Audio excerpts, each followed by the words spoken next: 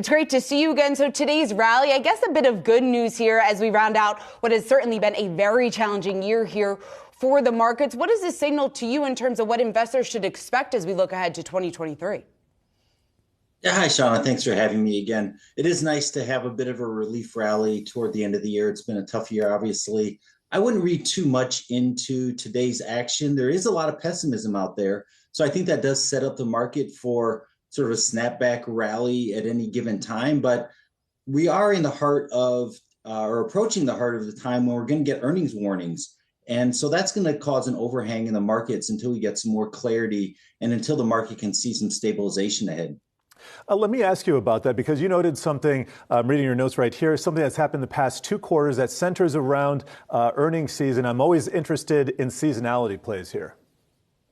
Yeah, it's been interesting. Actually, the past 2 quarters, we've seen the market carve out a short-term bottom right about 2 weeks after the quarter end. So really right into the heart of those earnings warnings, the market had been declining and then stabilized as the market sort of sniffed out that the actual earnings might not be that bad. So we think there's a high chance that this quarter could be a repeat of that same scenario where we struggle for a few more weeks, but as we get closer and closer to the actual earnings reporting, things actually don't seem so bad. So that's a pattern to look forward to that's played out the last couple quarters. So Yung-Yu, do you, I guess, look at that type of bounce, potential bounce in the markets as a buying opportunity here for investors?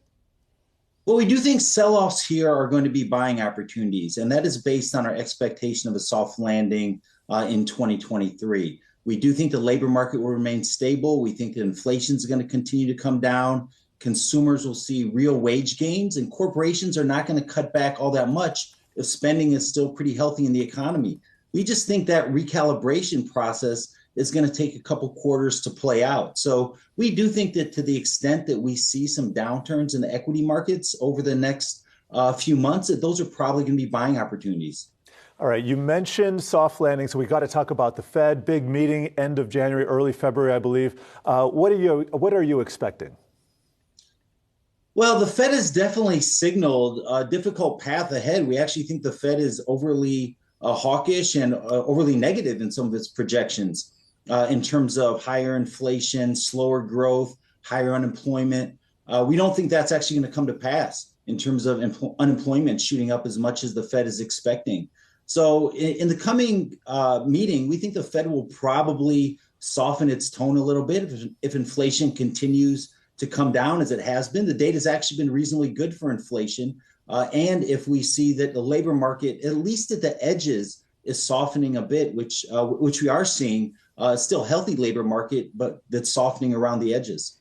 So Yung-Yu, then how many more hikes do you think are likely on the table then and before the Fed maybe pauses? Maybe another 0.5%. We think that's probably par for the course. Perhaps a 0.25% the next meeting, maybe a 0.5%. But overall, we think the Fed is going to pause right around 5% in terms of the Fed funds rate and hold it there for quite some time. Could it be another 0.5%? Could it be another 0.75% on the upside if we get some negative inflation data? Both of those are possible, but right around 5% is where we see somewhat of a steady state for 2023.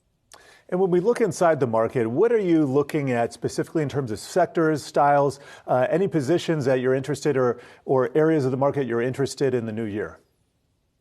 Yeah, Jared, there definitely are. We actually think much of the plays that revolve around infrastructure have a lot of runway to them and a lot of legs. And that, of course, spans a few different sectors, some areas of industrials, some areas of materials. But we have a lot of money that's going to flow into the economy from the Infrastructure Act, from the CHIPS Act, from the Inflation Reduction Act. And that's going to create, there are hundreds of billions of dollars of spending that are going to flow through the economy over the next few years. And we think that provides a nice runway for infrastructure.